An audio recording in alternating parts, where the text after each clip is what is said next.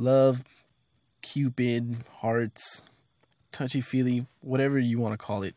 It sounds like a good starting point, right? I mean, it really does seem obvious enough. There is countless of footage and research that goes into animal bonding and social behavior.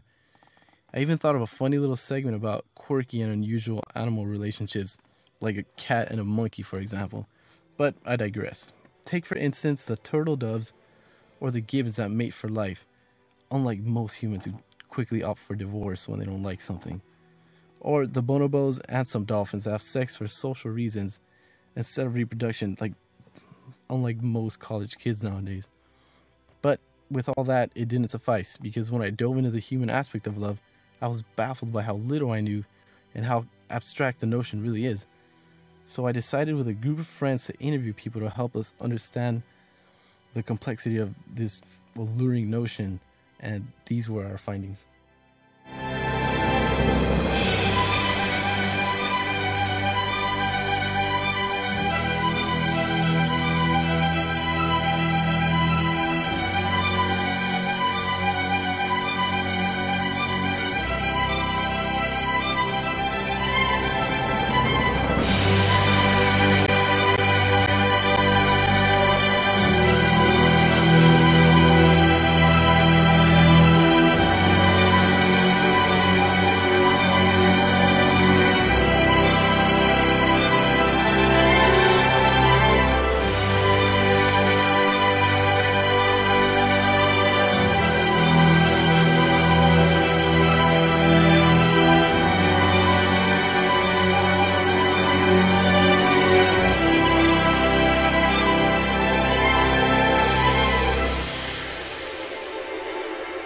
I decided if I was going to do this, I didn't want it to be one-sided.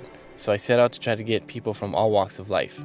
People like a divorcee, a youthful player, the committed married couple, a troubled youth, infatuated teens, and a lifelong bachelor.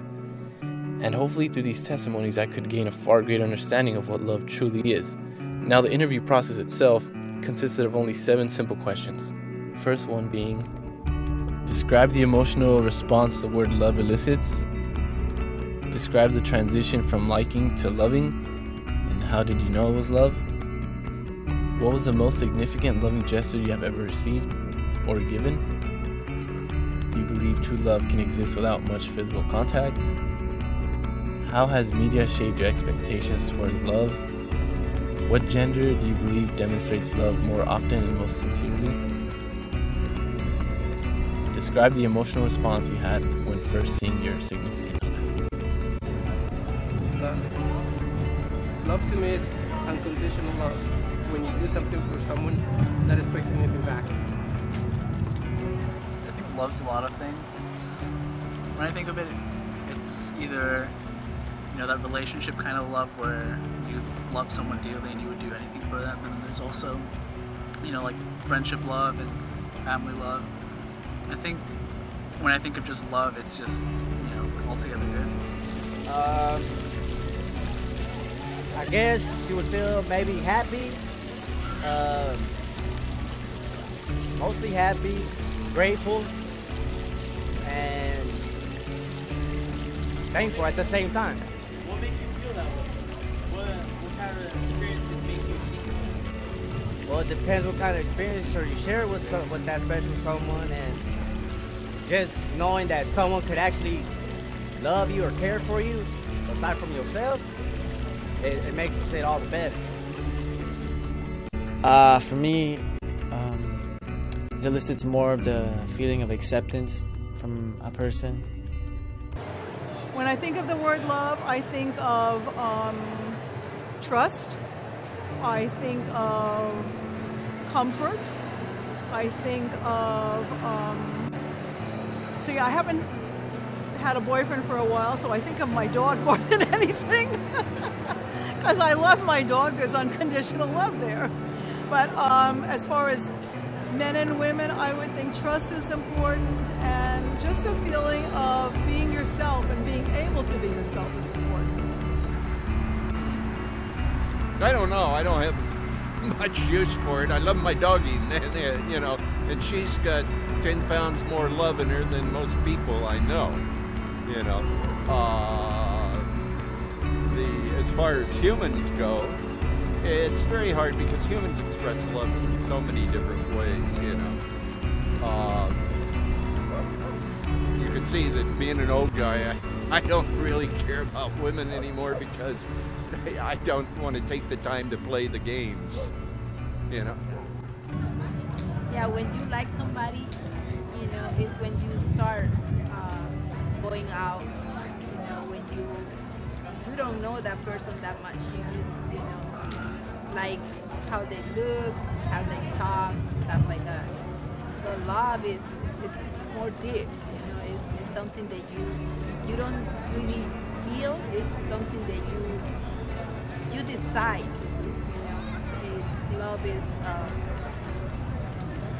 how I find out when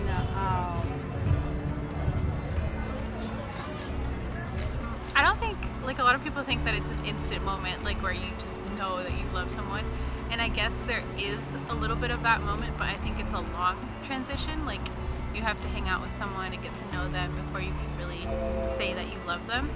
And what was the second part of the question? How did you know it was love? I don't know. I mean, like, we would always like to hang out and just get to know each other, but apparently at one point in time it just became kind of like I needed to be around him more than I wanted to, kind of thing.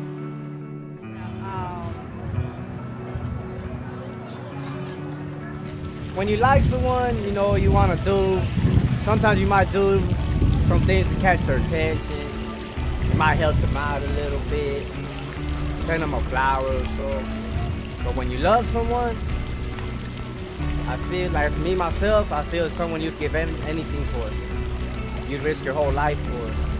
You'd rather go without for them to have everything. Oh. Yeah, that's very difficult because a lot of times if you really like something, you don't even realize it and you love it after you like it. To give you an example, my roommate for years, you know, and I'm not gay, but my roommate was not gay either, but I'd give him a hug and he'd stiffen up and everything. And he's just known me for so many years that it's like, oh, I don't give a shit anymore, you know, because we've just been best friends and we give each other friend hugs. When one day, you know, you start thinking that person and you want to be with that person and then no matter how many faults they have, you know, you want to be with them no matter what. So you would describe love as a decision? It's a decision. It's a decision, it's not something that you just feel? No, you don't feel it, no. Because if it's feeling, you know, one day you feel something and then the next day if you're in a bad mood, you don't feel it anymore. That's why people don't stay too long together because it's based in a feeling, and then when you don't feel like loving somebody, you just quit. I think people confuse what love really is, and they think that love is an emotional state. And it is at the beginning, but that's more of an infatuation. That's why people get divorced within 2, 3 years, 5 years, because they don't feel anything anymore. Love is a decision that you make. I want to love this person because of so many reasons. Nah, I've never loved anybody. You never loved anyone? How do you know you never loved anyone? Because I've never had to use the word love. The most significant loving gesture was not this past Christmas, but the one before. Paulina bought me a Buzz and Woody, like dolls. When I was little, I had them, and I was like fucking attached to Woody, you know. And it was just like a big part of my childhood, and then I lost him. And then, you know, we're exchanging gifts, and I grab the box from her, and all I hear is the Buzz Lightyear like sound go off, and her face is immediately like, oh man, like ruined. But I thought it was one of the best things, you know, best gifts, best gesture I've ever done. Yeah. I guess when people do stuff for you, not expecting anything back, that they will surprise you, even if they're little things. Like they get something for you when you were not expecting it. I think it's when she blew me a bunch of kisses. When she blew me a bunch of kisses one time. We were involved for several months, and she was very shy to show any kind of affection towards me or anything that like resembled any kind of loving gesture. And one day we were together and she blew me kisses, and I was like, whoa, this girl loves me. I think the most significant loving gesture was getting a post-it note in my car. I love you and have a great day. I'll think of you all day. That was just really sweet. Let me go so they could become better for me. I don't know. I guess taking care of them a lot of times. A friend is when you help them out when you're there to help them out and everybody else says they're an asshole, but you go, they're my friend, I don't care. No, I think there has to be physical contact. No, I think that passion can exist without true love, absolutely. But I think that you need physical. If you're in love with somebody, you want to be physical with them, because that's not love, that's a friendship.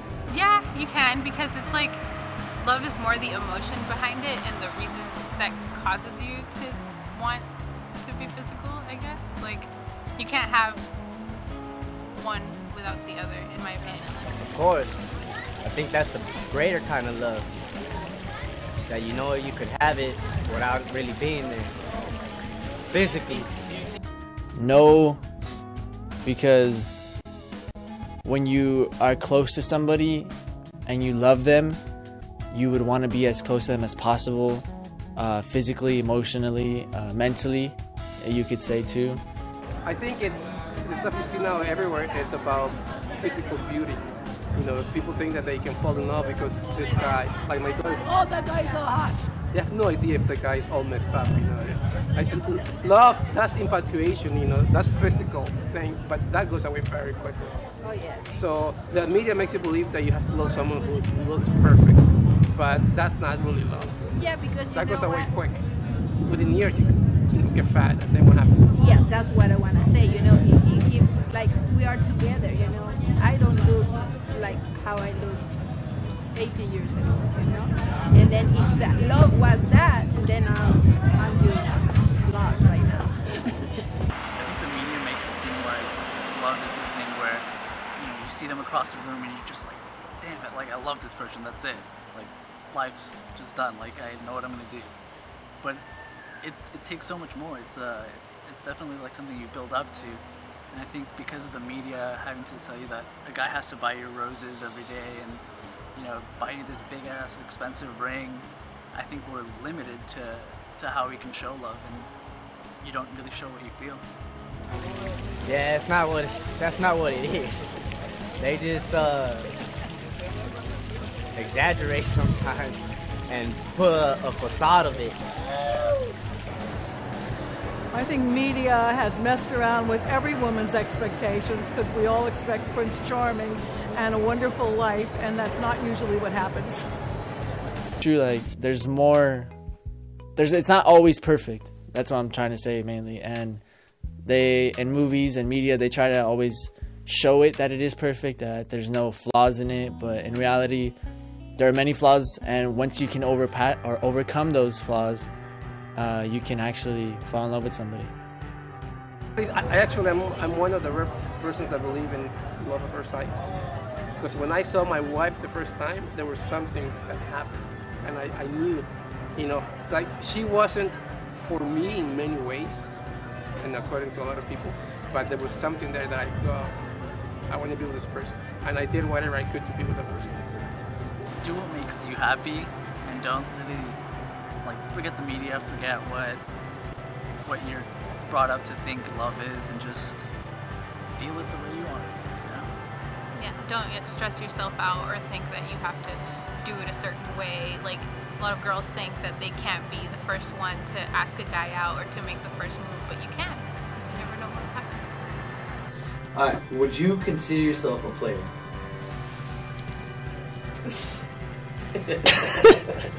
Yeah, we're good. Dude. My only suggestion for the whole thing would be before you allow yourself to fall in love, make sure you examine the relationship from an intellectual standpoint and say, is this person proper and right for me, or is it just lust? Because that's the first thing that comes up, especially with guys. Life in general, man, it's a bumpy road, I tell you that. And sometimes you get knocked down and knocked down even twice as hard again. But as long as you're able to notice your mistakes and are willing to get back up and do something better about it, then I think anybody would be all right. There's so many variations and evolutions that take place in a person's life. One minute you're smitten, the next you find yourself signing away half your possessions. I started off this video trying to find out what love is, but instead what I've learned is love cannot be taught nor emulated, but rather felt and expressed. So don't shy away from opportunities, but take it upon yourself to expand your life experience every single day. And bear in mind, you'll never have a taste for life unless you go out and try it for yourself.